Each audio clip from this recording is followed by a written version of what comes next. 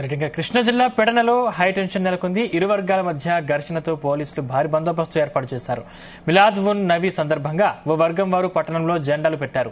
అయితే స్థానిక బస్టాండ్ సెంటర్లోని గణపతి ఆలయం వద్ద జెండాలు పెట్టే ప్రయత్నం చేయడం రచ్చకు దారితీసింది.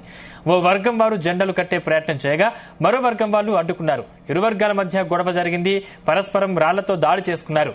ఈ ఘటనలో కొందరు పోలీసులకు స్థానికులు తీవ్ర గాయాలయ్యాయి. వెంటనే ఘటనా స్థలానికి చేరుకున్న పోలీసులు ఇరు వర్గాలను చెదరగొట్టారు.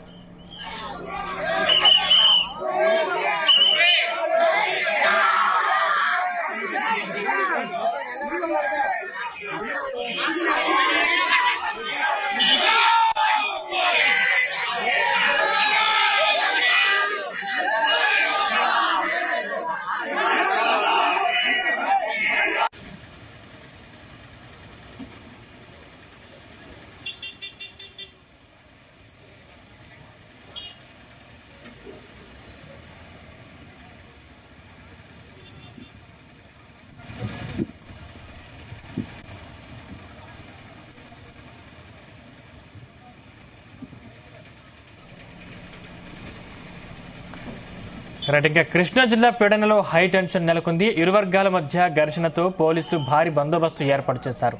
మిలాద్ ఉన్ నబీ సందర్భంగా ఓ వర్గం వారు పట్టణంలో జెండాలు పెట్టారు.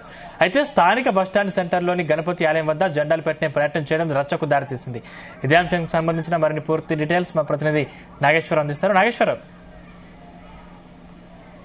సందీప్, కృష్ణా జిల్లాలో కొంతమేరకు ఉద్రిక్తత వాతావరణం చోటు చేసుకుంది. ఏదైతే రెండు పండగల వాతావరణానికి సంబంధించి కూడా ఇరు వర్గాల మధ్య ఆ ఉద్రిక్తత వాతావరణానికి దారి తీసింది. అలాగే దాడికి కూడా దారి తీసింది అనుకోవచ్చు. ఈ నేపథ్యంలో దాదాపుగా స్థానికులకు గాని పోలీసులకు గాని తీవ్ర గాయాలైన సంఘటన చోటు చేసుకుంది. ఏదైతే ప్రధానంగా వినాయక చవితి ఆ పండగ నేపథ్యంలో, వినాయక చవితి పండుగ జరుగుతున్న నేపథ్యంలో, అలాగే ముస్లింస్ కి సంబంధించి అలాగే వర్గానికి సంబంధించి కూడా ఆ పండగ వస్తున్న నేపథ్యంలో ఇరు వర్గాలకు సంబంధించి కూడా కొంత మేరకు తోరణాలు కడుతున్న ఆ సందర్భంలో కొంత యుద్ధ వాతావరణం నెలకొందని చెప్పుకోవచ్చు. కొంత ఉత్కంఠ వాతావరణం నెలకొందని చెప్పుకోవచ్చు. ఏదైతే తోరణాలు ఉన్నాయో ఈ తోరణాలు కడుతున్న సమయంలో కొంత మేరకు ఆ ఉత్కంఠ వాతావరణం నెలకొనగా కొంత మేరకు దాడి తీసిన వాతావరణం చోటు చేసుకుంది. అయితే ఈ నేపథ్యంలోనే ఆ ఘటనా స్థలానికి చేరుకున్న పోలీసులు ఆ ఇరు వర్గాలకు సంబంధించిన వారిని కూడా అదుపులోకి తీసుకురావడం, అలాగే వారికి సర్ది చెప్పడంతో ఆ ఉత్కంఠ వాతావరణాన్ని కొంత మేరకు తెరదీసిందని చెప్పుకోవచ్చు. అలాగే ఏదైతే ఇరు వర్గాలు ఉన్నాయో ఆ ఇరు వర్గాలకు సంబంధించి కూడా కొంత మేరకు అదుపులోకి తీసుకుని వారి మీద కేసులు పెట్టడం వల్ల కూడా కొంత మేరకు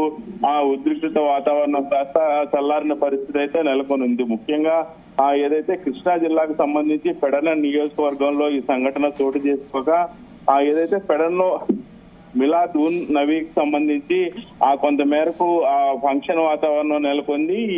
ఏదైతే ఫెస్టివల్ జరుపుకుంటున్న నేపథ్యంలో కూడా ఈ తోరణాలు కడతా ఉన్నారు. అయితే అప్పటికే ఏదైతే వినాయక చవితికి సంబంధించిన పండగ నేపథ్యంలో వారు కూడా కొంతమంది ఈ తోరణాలు కడుతున్న నేపథ్యంలో కూడా ఇరువురు కూడా తోరణాలు కడుతున్న సందర్భంలో ఈ ఉత్కంఠ వాతావరణం చోటు చేసుకొని ఒక వర్గంపై మరొక వర్గం దాడులు చేసుకున్న ఆ సంఘటన అయితే చోటు చేసుకుంది. అయితే సరైన సమయానికి స్పందించిన పోలీసులు ఘటనా స్థలాల్లోకి రావడంతో కొంత మేరకు ఉత్కంఠ వాతావరణాన్ని ఉద్రిక్తత వాతావరణాన్ని కొంత మేరకు తగ్గించగలిగారు. అలాగే కొంతమందిని అదుపులోకి తీసుకొని ఆ ఇరు వర్గాల మీద కూడా కేసులు పెట్టడంతో కొంత మేరకు ఆ ఉత్కంఠ క్షణానికైతే తెరదీసినట్టు అయింది. Sandeep, right, thank you Nageswararao.